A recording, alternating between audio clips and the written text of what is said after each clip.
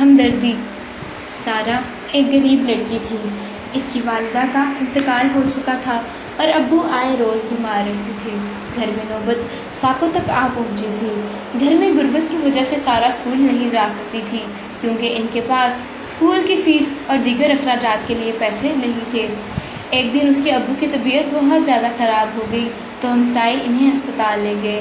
ہسپتال میں سارہ کے ابو کی اپنے کزن سے ملاقات ہوئی جو حال ہی میں لندن سے MBBS کی ڈگری لے کر آیا تھا۔ اس نے سارہ سے پیار سے پوچھا، بیٹا آپ کون سی کلاس میں پڑھ رہی ہو؟ تو اس کے جواب میں سارہ کی آنکھوں میں آنسو آ گئے اور سارہ نے بتایا کہ چچا جان، گھریلو حالات کی وجہ سے میں اپنا تعلیمی سلسلہ جاری نہیں رکھ سکی اور میں نے پڑھائی چھوڑ دی۔ اس کے چچا کو سارہ کے اسکول نہ جانے کا سن کر بہت افسوس ہوا۔ سارہ کی امی جب فوت ہوئی تو وہ 4تھی کلاس میں پڑھتی تھی۔ ان کی وفات کے بعد سارہ نے تعلیمی سلسلے کو خیر آباد کہا کیونکہ جب اس کی امی تھی تو وہ لوگوں کے گھروں میں کام کاج کر کے اپنے شوہر کا علاج بھی کرواتی اور سارہ کا تعلیمی سلسلہ بھی جاری رکھے ہوئے تھی۔ اب اس کے ابو کے کزن ڈاکٹر ریحان نے سارہ کی تعلیم اور ان کے ابو کے علاج کا سارا خرچہ اٹھانے کا فیصلہ کیا۔ سارہ شروع ہی سے محنتی اور ذہین بچی تھی۔